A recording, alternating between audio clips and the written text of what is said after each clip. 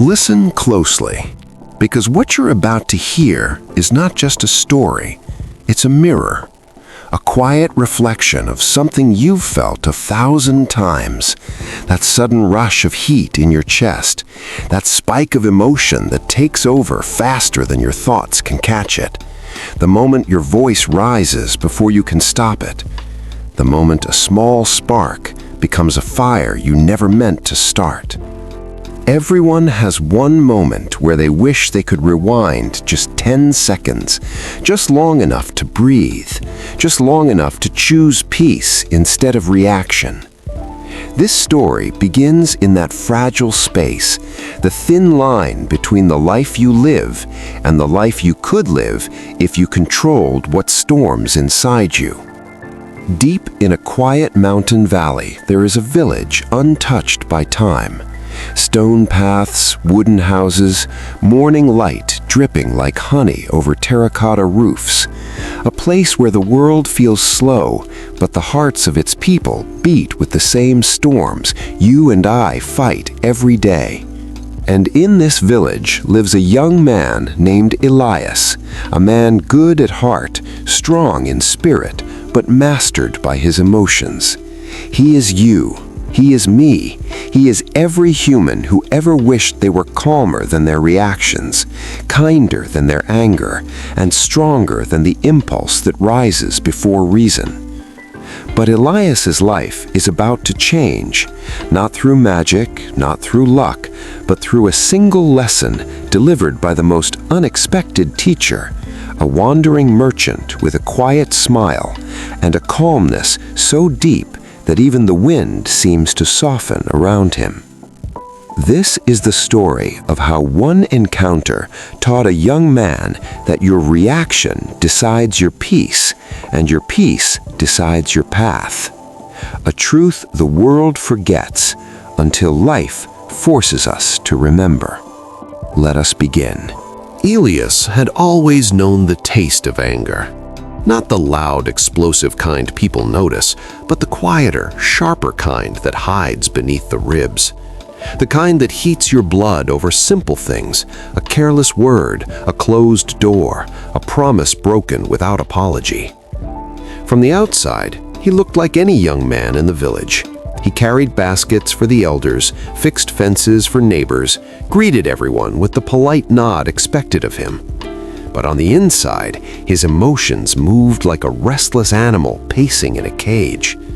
Some days it scratched at his patience, other days it clawed through completely. He hated it, the speed at which he reacted, the way his words escaped before he could catch them. He would find himself apologizing hours later, wondering why such small things held such power over him. It wasn't always like this. As a child, Elyas had been gentle, quiet, thoughtful. But life has a strange way of shaping us. A few betrayals, a few losses, a few moments where he felt unheard or disrespected, and the softness inside him began to tense like a fist. The villagers whispered about his temper, not cruelly, but with the kind of concern people carry when they see a good heart walking the edge of its own storm. Elyas is kind, they would say, but his emotions are louder than his intentions. He tried to change, he really did. He would go to the river in the morning and watch the water move, telling himself to be like it, calm, flowing, unbothered by the stones in its path. But every time he returned to the village, life returned with its little tests. A disagreement at the market, a rude remark from a drunk man, a simple task turning into a complicated one. His reactions always came first, his thoughts always came second. And each time, the same guilt followed him home, like a shadow stretching into the night. One evening, as the sun bled gold across the valley, Elyas sat outside his house with his head in his hands. The mountains were quiet. The wind was cool. But inside him, a storm he couldn't explain. "Why am I like this?" he whispered into the fading light. "Why does something so small control me so much?" The world did not answer, but someone else would. for at that exact moment, as if summoned by the weight of his question, a wooden cart creaked along the road above the village. A stranger, an old wandering merchant, made his way down the path with a smile so calm that even the dust around his feet seemed to settle. Elyas looked up, and though he didn't know it yet, this single glance, this single moment, was the start of the greatest lesson of his life. A lesson in stillness, a lesson in power, a lesson in mastering the storm before it masters you. The path into the village was old, older than the houses, older than the people, older even than the stories they whispered around the fire. It wound through the hills like a slow breath, carrying travelers from one forgotten place to another. But on this particular evening, the path carried a man unlike any the village had seen before. His cart was small but balanced. His steps were slow but steady. His clothes were simple, nothing more than faded fabric and a cloak weathered by countless sunsets. But his presence felt as if it carried the weight of 1,000 calm mornings. Some people glow with excitement, some glow with confidence. This man glowed with stillness. Elyas watched him from the steps of his house, unsure why he couldn't look away. Something about the stranger unsettled him, not in a fearful way, but in a way the heart reacts when it encounters something unfamiliar, yet deeply important. The merchant noticed his staring and lifted his gaze. His eyes were gentle, too gentle, Elyas thought. Eyes that had seen storms and yet never turned into one. "Good evening, young man," the merchant said, his voice slow, unhurried, brushing the air like soft dust. "Does this village welcome wanderers?" Elyas hesitated. Most travelers arrived full of noise, full of urgency. This one moved as if he had all the time in the world. We welcome those with honest intentions," Elyas replied. The old man smiled, and somehow that smile bothered Elyas more than any rude traveler ever had. It was a knowing smile, one that seemed to look into him rather than at him. "I see," the merchant said. "Then I bring honesty and maybe a few stories." He parked his small cart near the square and began setting up his things: tiny bottles, rough paper scrolls, jars filled with herbs, stones smooth as river water. But he moved with such calmness that time itself seemed to slow just by watching him. Villagers gathered around, curious. Some children laughed softly at his odd-looking jars. Some elders inspected his goods. But the merchant only smiled, speaking kindly, never raising his voice, never rushing. It irritated Elyas more than it should have. Why? He didn't know. Perhaps because the old man's peace reminded him of his own inner storm. Perhaps because the man showed a level of control Elyas lacked. Perhaps because calmness is most uncomfortable when life has made you anything but calm. But as the evening deepened, Elyas couldn't help watching the merchant, wondering why he had come and what quiet truth he carried in those gentle eyes. Little did he know, the merchant had not come to sell anything. He had come to teach, and the lesson would begin far sooner than Elyas expected. The next morning, the sun rose crisp and gold, painting the rooftops with warm stripes of light. The village stirred awake, chickens clucking, water buckets clanking, voices murmuring sleepily. Elyas stepped outside, still carrying yesterday's heaviness in his chest.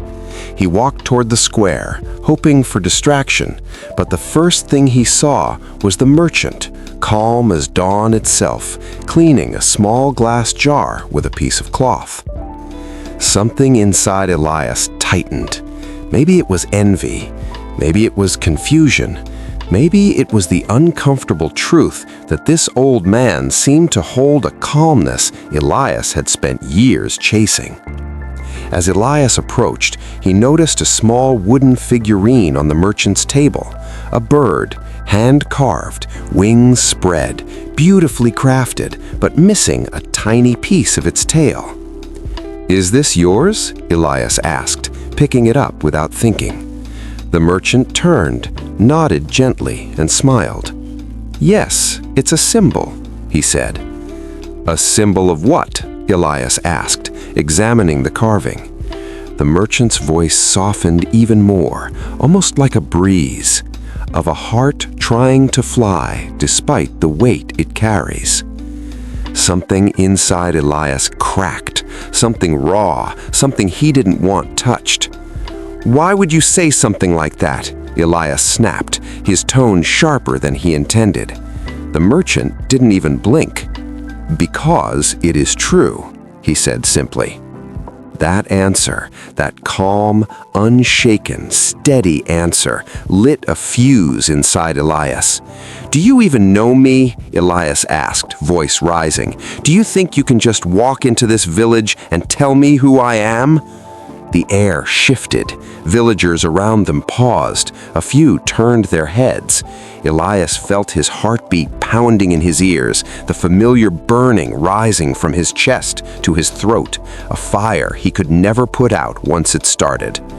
But the merchant was still as a mountain, still as a pond untouched by wind, still in a way that made Elyas's anger look childish, almost fragile. "Elyas," the merchant said softly, "your anger is not against me. It is against something inside you that you have been avoiding." Elyas froze. The words cut deeper because they were spoken without judgment. He tightened his grip on the carving until his fingers trembled. "Stop talking like you know everything. You don't understand anything about my life." The merchant nodded slowly. "Perhaps," he replied, "or perhaps I understand more than you think." The calmness of his voice felt like an insult. It felt like a mirror Elyas didn't want to look into. And for the first time, Elyas felt something he had never felt before. Not anger, not irritation, but fear. Fear that this old man could see the truth he had buried beneath years of pretending. The merchant gently lifted the carving from Elyas's shaking hand. "Sit with me later," he said softly. "There is something you need to see." Elyas said nothing. He turned, jaw clenched, and walked quickly, too quickly, as if running from something inside him. But you cannot outrun what lives in your own chest. And deep down, Elyas knew the first conflict had already begun, not between him and the merchant, but between him and himself. Elyas didn't return to the merchant that morning, nor in the afternoon, nor even when the sun began to fall behind the mountains and paint the sky with bruised shades of purple and gold. But his mind walked back to the merchant again and again. "Your anger is not against me. It is against something inside you that you have been avoiding." Those words followed him like a shadow that grew longer with every step he took. By evening, the village settled into a soft quiet. Wooden doors closing, families gathering for supper, lamps glowing like tiny stars scattered on the earth. But Elyas could not rest. Something inside him twisted, whispering, go back and hear what he meant." And so, with hesitant steps and a heavy chest, he walked toward the small square where the merchant had set up his cart.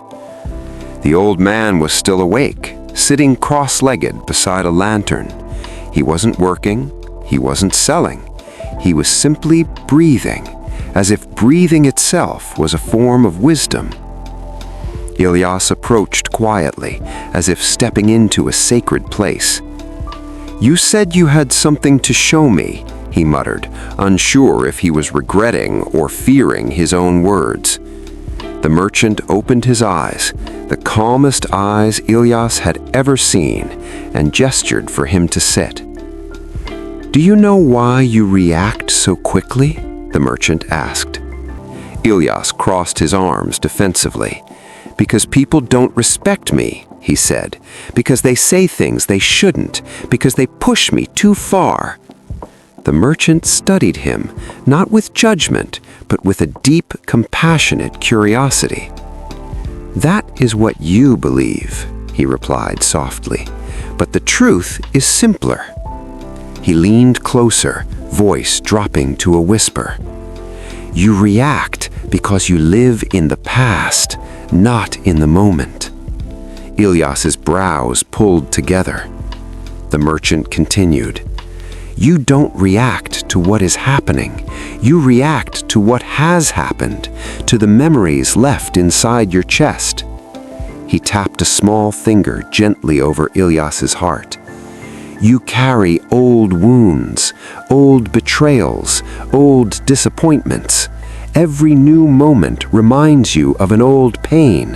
Your anger is not about now, it is about then." Elyas swallowed hard, his throat thickening. The merchant's voice softened further.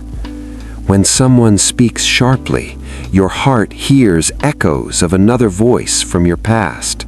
When someone disagrees with you, your chest remembers the time when you felt small or dismissed. When life challenges you, your fear of being hurt again rises like a flame." The square fell silent. Elyas felt his breath growing shallow, not out of anger this time, but from recognition. The merchant placed a small stone on the ground between them. "This stone is every emotion you never understood," he said. "You built a mountain from stones like this, and every time life touches that mountain, you believe it is attacking you." Elyas's voice cracked. "So, what do I do?" The merchant smiled gently. "You learn to see clearly. You learn to pause. You learn to let the mud settle." Elyas frowned. "Mud?" The merchant stood, dusting off his cloak. "Come, it's time I showed you." The night air was cool as the merchant led Elyas behind the square, past the quiet houses, toward a small shed where he kept some of his things. He opened the door and took out a simple glass jar filled with clear water. He held it up to the moonlight. The water shone like liquid silver. "This," the merchant said, "is your mind when nothing disturbs it." Elyas nodded slowly. The merchant then reached down, scooping up a handful of dirt from the ground. He held it above the jar. "This is what happens when life touches you." He dropped the dirt. The instant water turned cloudy, brown, thick, chaotic. "This is what happens inside you," the merchant continued. "When someone says something you don't like," he shook the jar. "When a memory returns, he shook it harder. When fear rises, or pride burns, or old wounds echo, the mud stormed and spiraled violently through the water. This is your mind every time you react without pausing." Elyas stared at the jar, unable to look away. The merchant placed the jar gently on the ground between them. "And now," he said softly, "we wait." Elyas frowned. "That's it?" "That is everything."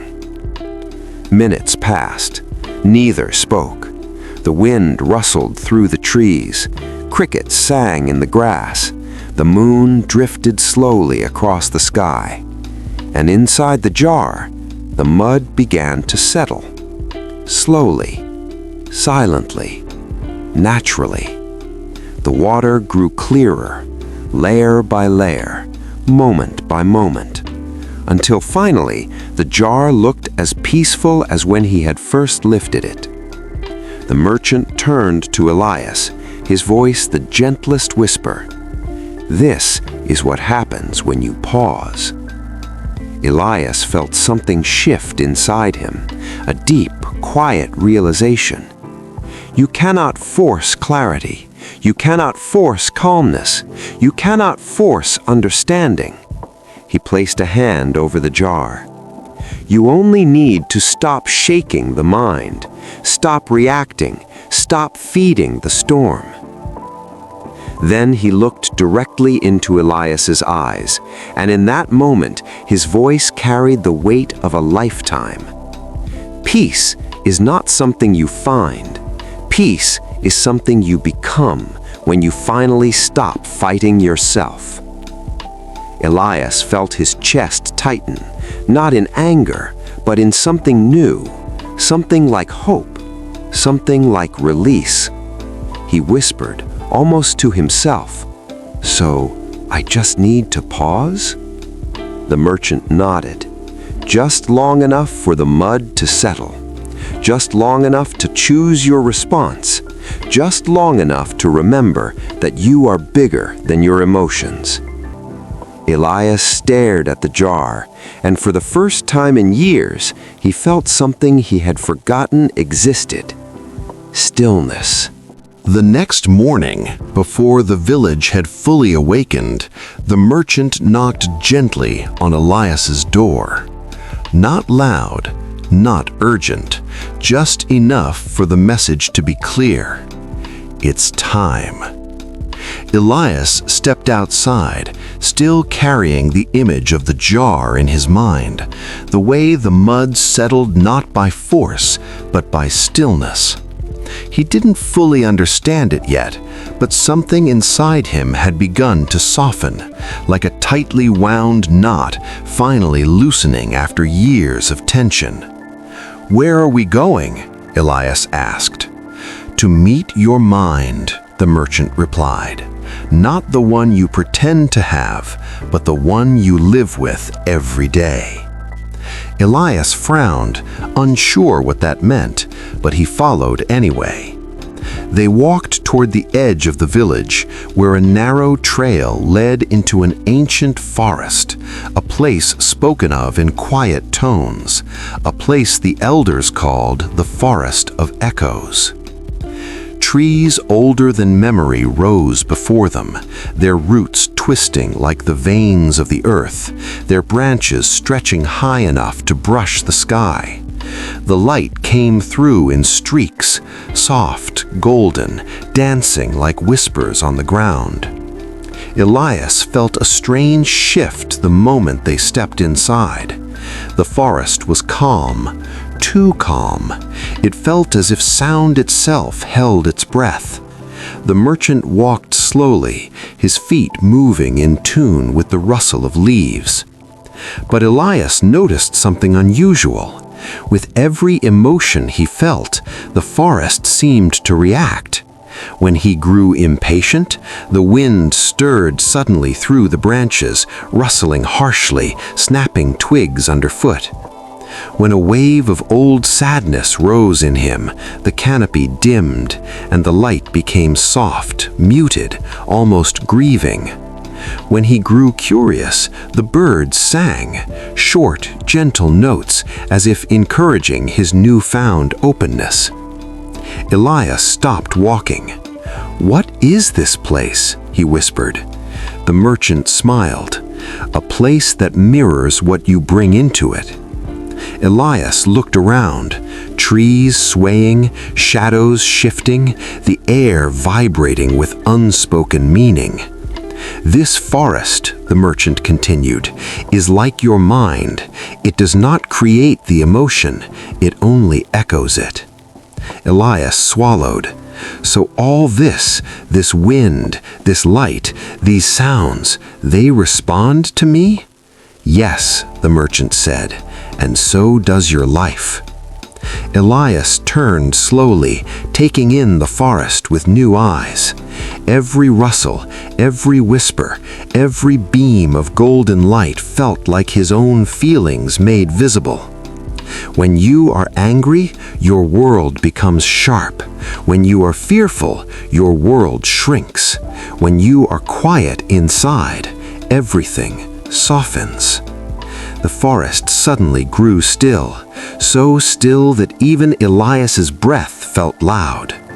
"Close your eyes," the instructor instructed. Elyas obeyed. "Listen."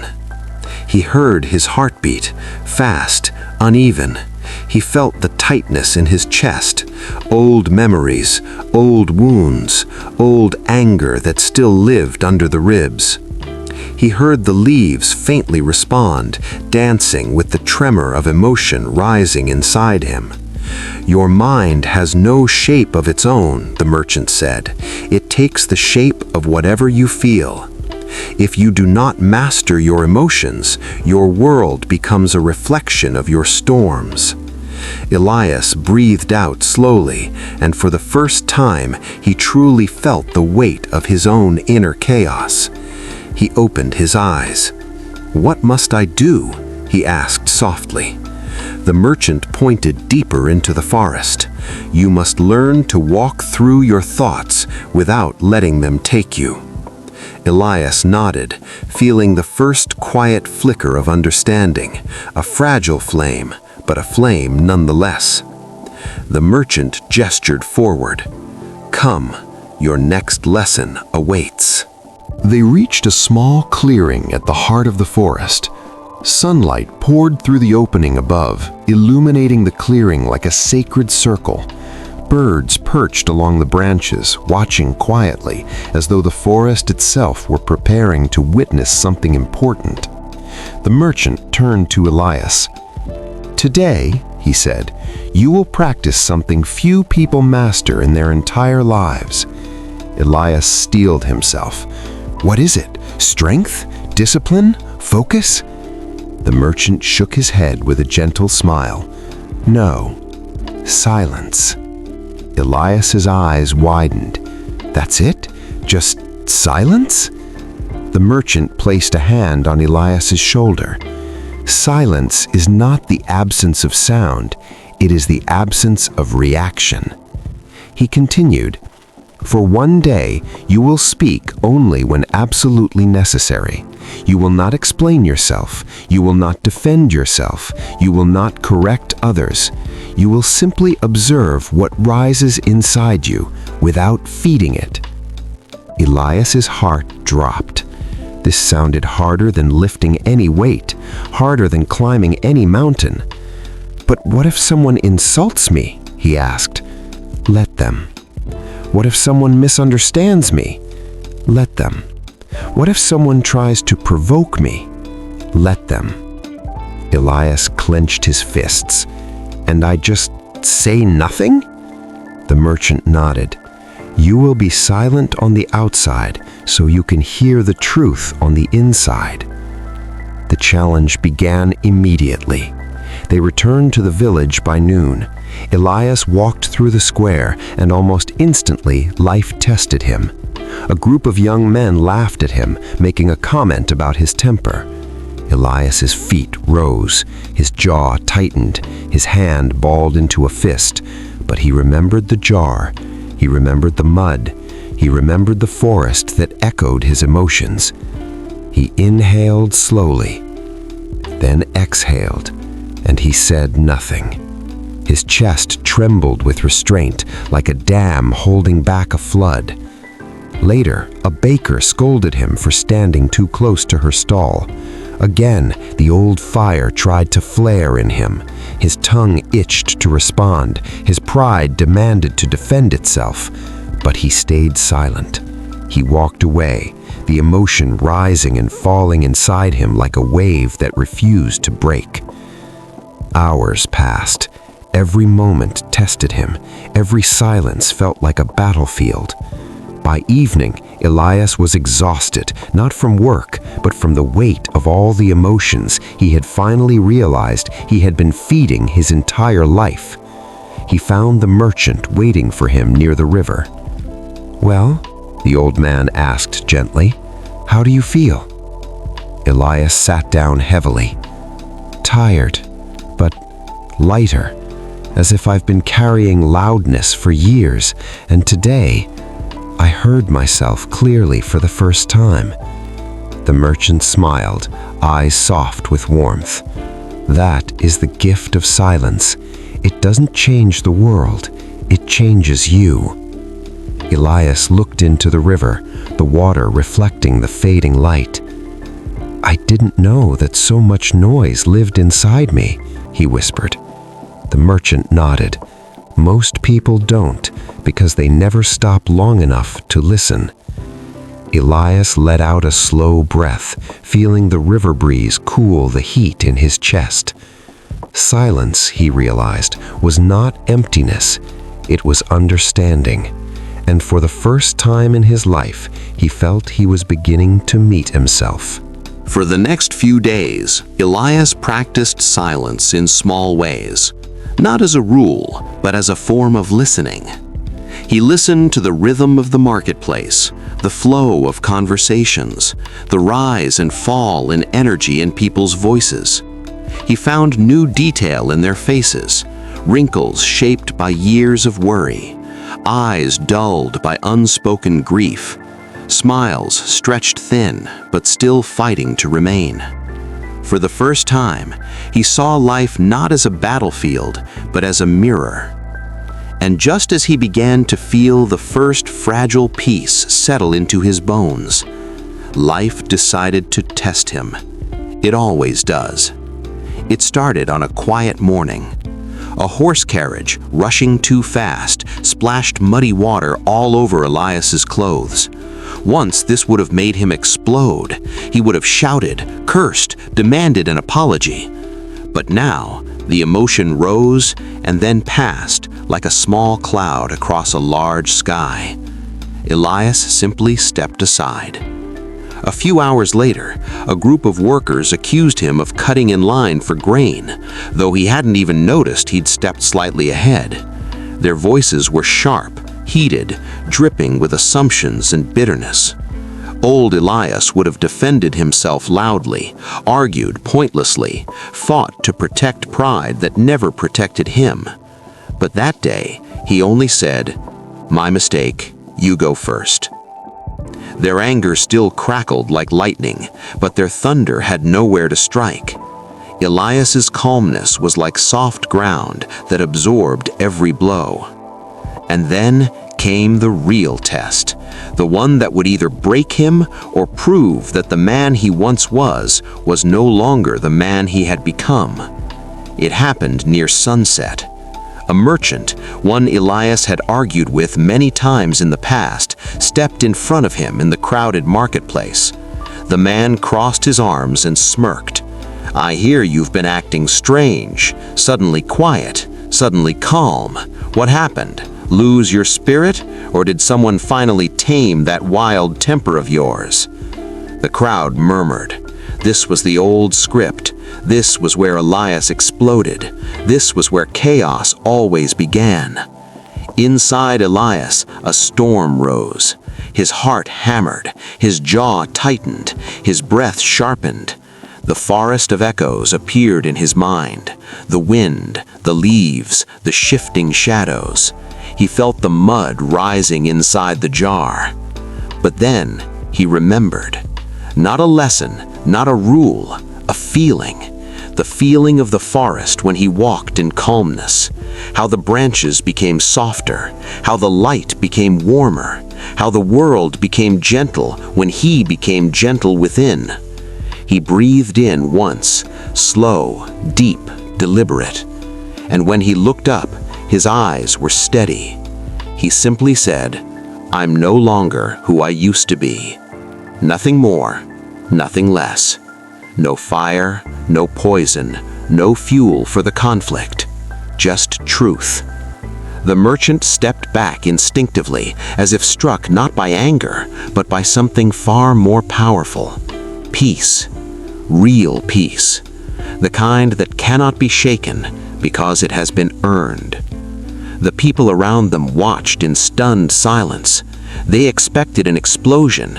Instead, they witnessed transformation. And in that moment, Elyas realized something profound. Strength was never loud, it was quiet.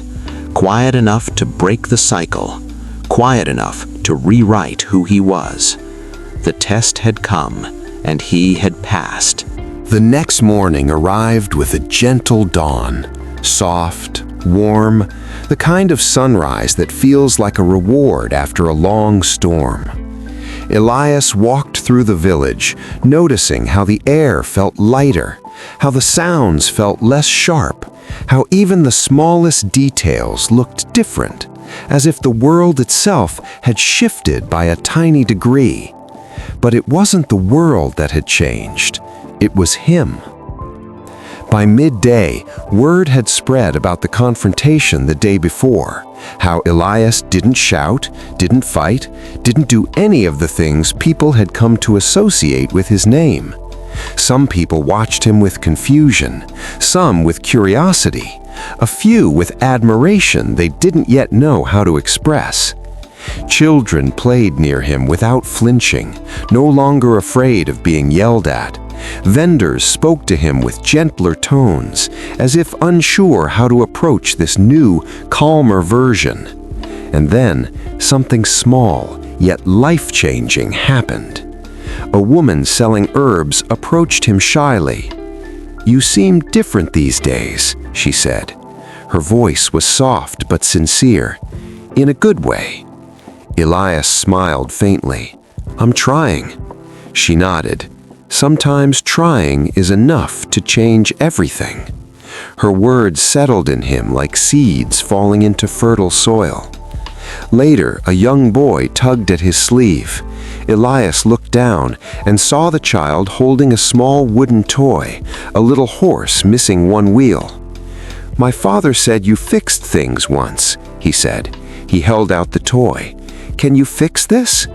Elyas looked at the boy, and something shifted inside him. He didn't see fear. He didn't see avoidance. He didn't see the reflection of the angry man he used to be. He saw trust, for the first time in years. Elyas knelt down, examined the toy, and with gentle hands, hands that once shook with anger, he repaired the wheel. The boy's face lit up with joy. "Thank you," he exclaimed before running off. Elyas stayed kneeling for a moment, watching the child disappear around the corner. His chest tightened, but not with anger, with something warm, something unfamiliar, something healing. He was beginning to understand. The world was not becoming kinder. It was simply reflecting the kindness he was finally allowing within himself. That evening, Elyas walked to the river where the merchant waited as always. The old man studied his face quietly and nodded before Elyas even spoke. "You've changed," the merchant said.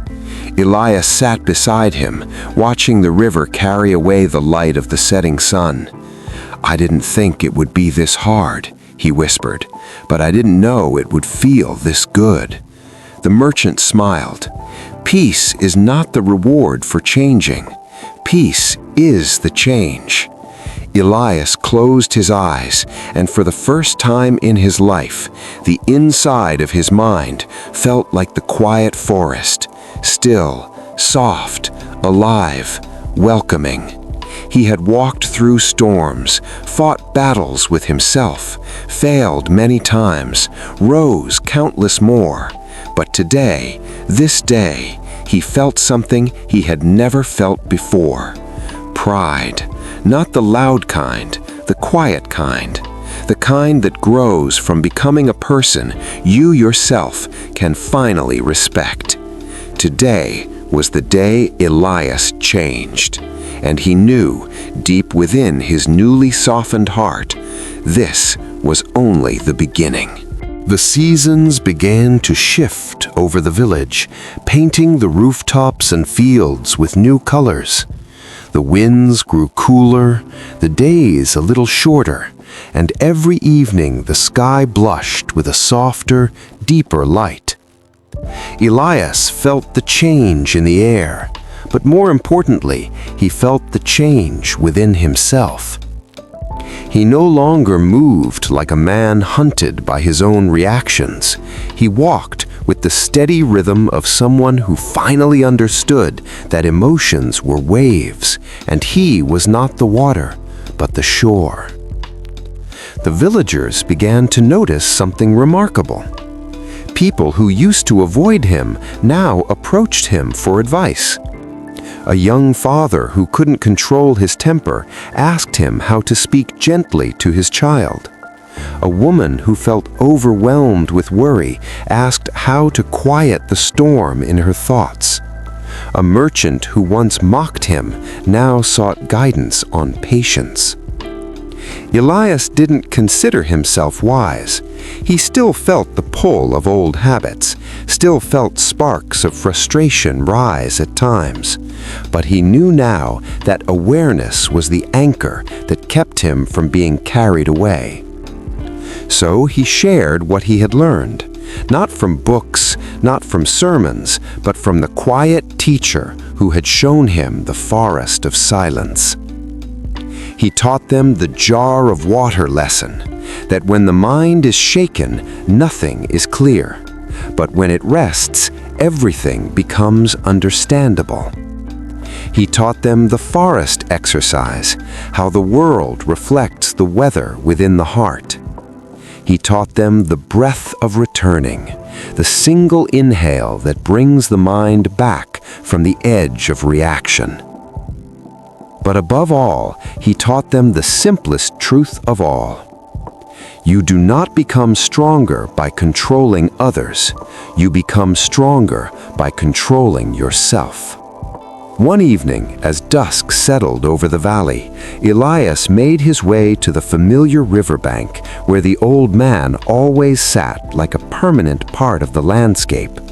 But today, the old man wasn't there. Only the river flowed, quiet, shimmering, carrying the memory of every lesson ever whispered between them. Elyas waited, thinking the merchant might appear as he always did, with gentle footsteps that barely touched the earth.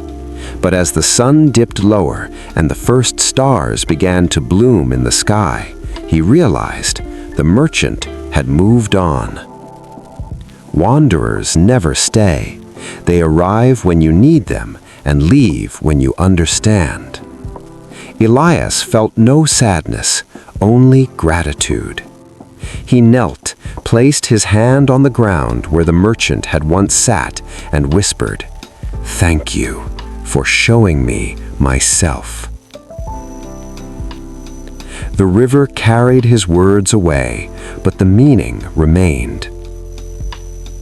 That night, the village slept in its usual quiet rhythm, dogs curling near doorsteps, windows glowing faintly, crickets stitching the darkness with soft song. But inside Elyas, a brighter light awakened. He understood now that life would continue to test him, the world would continue to challenge him, and emotions would continue to rise. But he also understood that peace was not a gift from the world. Peace was a skill, and he had learned it. And so, the young man who once reacted to everything became the man who chose his reactions consciously. The man whose anger once defined him became the man whose calmness guided others. He changed, not because life became easier, but because he learned to meet life differently. And this is the lesson the story leaves for you. Every day, life will place tests along your path. A rude person, a stressful moment, a disappointment, a misunderstanding, a fear, a memory, a word spoken too sharply. You cannot control these things, you never could, but you can control what happens inside you when they appear. Pause, breathe, return to yourself before you return to the world. Remember Elyas not as a character, but as a mirror, a reminder that no matter how emotional your past was, your future can be calm if you choose differently today. Remember the jar of water, how clarity comes not from effort, but from stillness. Remember the forest, how the world softens when your heart softens. And remember this truth above all: your reaction decides your peace. Your peace decides your path. The life you want is waiting behind a single breath, the breath you take before your emotions decide for you. May you walk gently. May you listen inwardly. May you choose yourself before you choose the storm. And when life tests you, as it surely will, may you smile the quiet smile of someone who already knows you are stronger than your emotions, stronger than your past, stronger than the moment trying to shake you. Because calmness is not weakness, it is mastery. The story ends here, but your story begins every time you decide to stay still in a world that tries to make you roar. Breathe, choose, and walk your new path with the quiet strength of a heart finally at peace.